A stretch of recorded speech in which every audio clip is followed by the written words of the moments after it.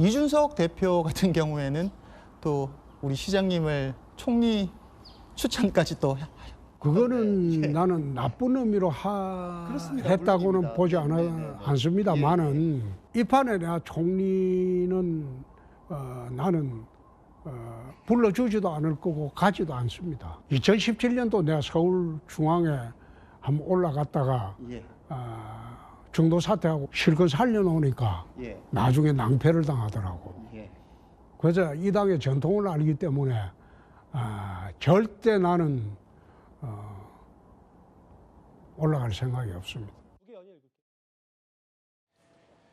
최근까지만 해도 한동훈 전 대표의 원조 저격수를 자처했던 홍준표 시장이 조금씩 더 스피커를 키우는 것 같습니다. 한 언론 인터뷰에서 이런 말을 했는데 제가 한번 읽어볼게요. 내정이 힘들면 대구시장 그만두고 올라가서 도와드리겠다. 책임 총리 도입도 방법이다. 본인이 올 여름에 윤석열 대통령과 전화 통해서 이런 말을 했다고 해요. 비서실장과 논의하겠다고 답을 들었고 다음 화면을 볼게요. 그리고 그 2달 뒤 홍준표 시장의 주장 때면 윤 대통령이 박근혜 전 대통령 될 수 있으니까 빨리 책임 총리제를 도입하고 국정을 쇄신하라. 서영주 대변인. 네. 홍 시장이 이 미묘한 시점에 본인 인터뷰 누군가 이제 인터뷰를 통해서 이 내용을 공개한 이유가 분명히 있을 것 같아요. 그러니까 이제 때가 왔다 그거죠. 예를 들어서 지금 현재 불행한 사태를 맞이했음에도 불구하고 여러 정치인들은 머릿속에 본인의 정치적인 세법을 계산할 겁니다. 예. 그러면 조기 대선이 불가피하다고 봤을 때는 이제 슬슬 몸을 풀어야겠다라는 것인데 저는 홍준표 대구시장께서 국민의힘 내부에서 어떤 지지세를 갖고 있는지 모르겠으나 일단 현재의 탄핵의 국면에 있어서의 최종적으로 해결이 되지는 않은 상황에서 예. 일단 대통령실에 대한 어떤 제도 개편이라든지 치유의 어떤 사람을 하라 이런 메시지는 내가 하겠다는 말로 좀 비치거든요. 느끼기에는 예. 내가 주도하겠다라는 생각으로 비치는데 저는 좀 이 국민의힘 내부가 아직도 국민 눈높이에 맞는지 그거부터 고민하고 나서 뛰어들어야 되는데 보통 그러잖아요. 김칫국부터 마시면 안 된다.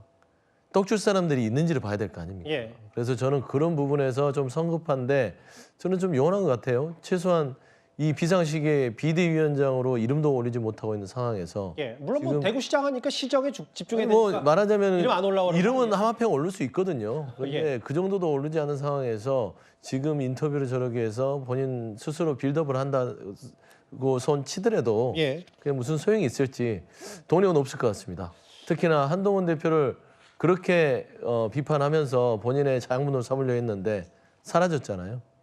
그러니까 좀 쓸쓸하실 것 같고 정치적으로도 공격 대상이 없어져서 이 말씀. 공대장 없으면 자양분이 없어지기 때문에 홍준표 대구시장은요 당내에서 입지가 그렇게 좀 확고하게 떠오르지는 않을 것 같다라는 좀 평가를 내리고 싶습니다. 그러니까 이 인터뷰 핵심 내용은 거봐라 내가 그렇게 대통령에게 경고를 했는데 이런 사태가 벌어지지 않았냐. 나는 전망을 해서 책임 총리제 하자고 제안을 했었다라는 걸 뒤늦게 인터뷰를 통해서 알린 셈인데 다음 화면을 볼게요. 아마 홍 시장이 원래 하고 싶었던 내용의 핵심은 이건 것 같습니다. 트럼프, 시진핑, 김정은 상대할 사람은 대한민국에 나밖에 없고 이재명 대표는 약점 많아서 안 되고 탄핵 대선을 치러본 사람은 나뿐이다. 이번은 좀 다를 거다. 이현정 의원 생각은 어떠십니까? 글쎄요, 아마 박근혜 전 대통령 탄핵 이후에 치러졌던 대선에서 아마 홍준표 시장이 그때 이제 나갔었죠. 예.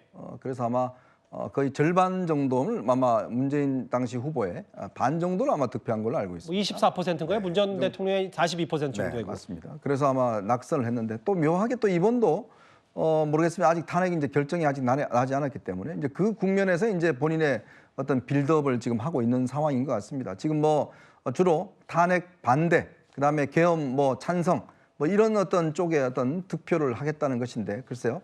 과연 그게 우리 국민에 얼마나 될까요? 그런 면에서 보면 지난번 결과와 비슷한 결과는 좀 나오지 않겠는가라고 싶은데 예. 과연 국민들이 지금 이 국면에서 그런 것들을 탄핵 반대하고 계엄에 찬성하는 이런 입장들을 과연 이 지지를 해줄까요? 그런 면에서 보면 글쎄요, 홍준표 시장이 이제 본인이 국민의힘의 이제 어떤 후보로서 나서겠다는 의미인 것 같은데 글쎄 그건 전망이 예전과 비슷하지 않겠는가라는 좀 우려가 있습니다. 그러니까 계엄 전국, 탄핵 전국에서 가장 먼저 대권 출마를 시사한 게 지금 오늘의 홍준표 시장이고 참고로 여론조사 한번 보겠습니다. 이재명 48, 한동훈 8, 홍준표 7, 오세훈 5.7, 김동연 5.7. 이게 지금 상황에서 이제 탄핵 국면에 접어든 그 여론조사 수치고요. 좀 더 구체적으로 한번 들어가 볼게요. 국민의힘 지지자들만을 대상으로 한 수치도 있습니다. 한동훈 21.7, 홍준표 17.7, 오세훈 14.5.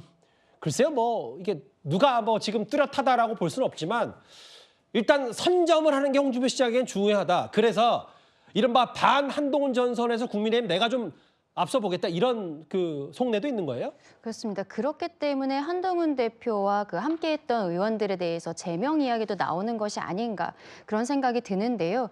한동훈 대표가 이번에 21.7%포인트가 나왔는데 예. 1등이지만 실상 과거보다는 좀 많이 떨어진 부분이 있는 것이 사실입니다.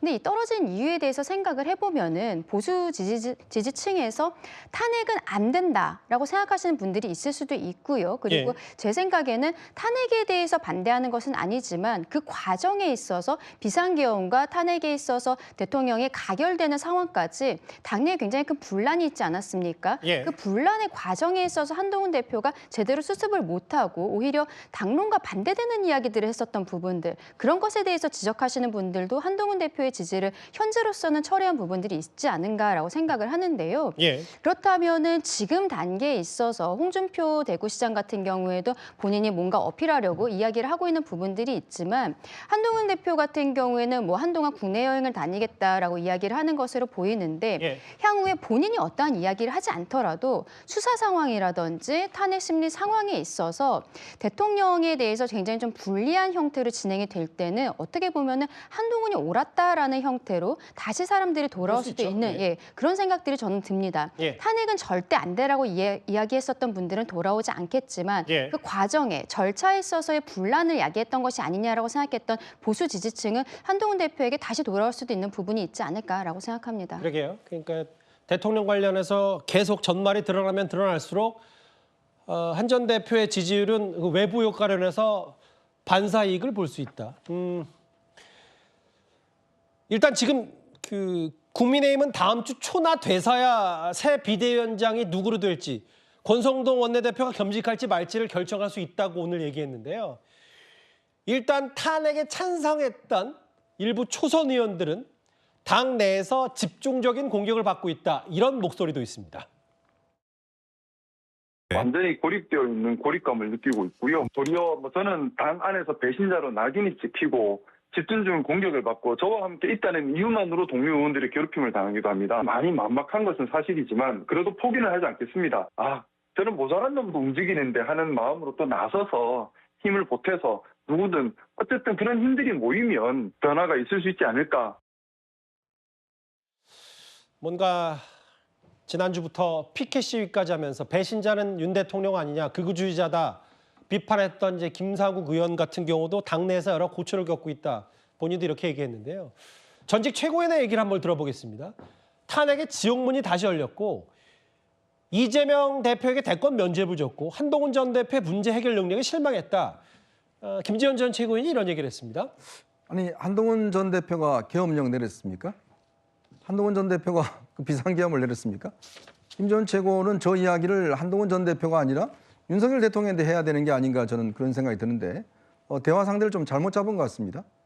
결국은 자 이게 지금 올해가 견디고 내년 초가 되면 이재명 대표 이 선거법 위반 사건 자연스럽게 아마 결론이 나올 겁니다.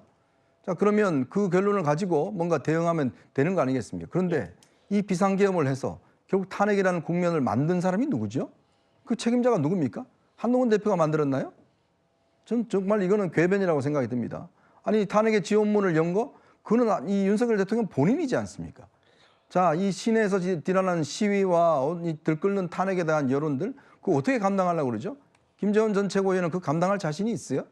그 감당할 자신도 없으면서 결국은 민심의 흐름에 따라서 결국 이렇게 흘러간 것인데, 그러니까 지금 뭔가의 어떤 지금 겨냥점을 좀 다르게 잡고 있는 게 아닌가 싶습니다. 결국 인내하지 못하고 본인이 아무리 이 야당의 행포에 대해서 한다 하더라도 정치적으로 문제를 해결하지 못하고 군을 동원해서 해결하겠다는 그 발상이 이 모든 뒷과정을 지금 이렇게 세우는 거 아니겠습니까? 근데 그거를 지금 막으려고 했던 사람에 대해서 책임을 져라라고 이야기하는 게 과연 그게 맞는 이야기인가요? 더군다나 그러면 지금 국민의힘은 앞으로 어떤 정당으로 갈 것인지를 저는 분명히 해야 될 것 같습니다. 즉 탄핵에 반대하고 계엄을 지지하는 정당으로 갈 것인지 아니면 탄핵에 찬성하고 계엄과 윤 대통령과 선을 긋는 정당으로 갈 것인지 그 컨셉을 분명히 해야지만이 향이 비대위원회가 어떤 성격으로 구성되는 결정될 텐데 뭐 그냥 사람으로만 이렇게 왔다 갔다 한다는 것 자체가 국민들 생각에서는 그럼 국민의힘의 정체성은 뭐지? 라는 질문을 할 겁니다. 이제 뭐 굳이 제가 첨언하자면 뭐 이제 뒤늦게라도 명시적으로 계엄은 부적절했다는 국민의힘 중진들도 있으니까 그것만 일단 제가 첨언을 하겠습니다.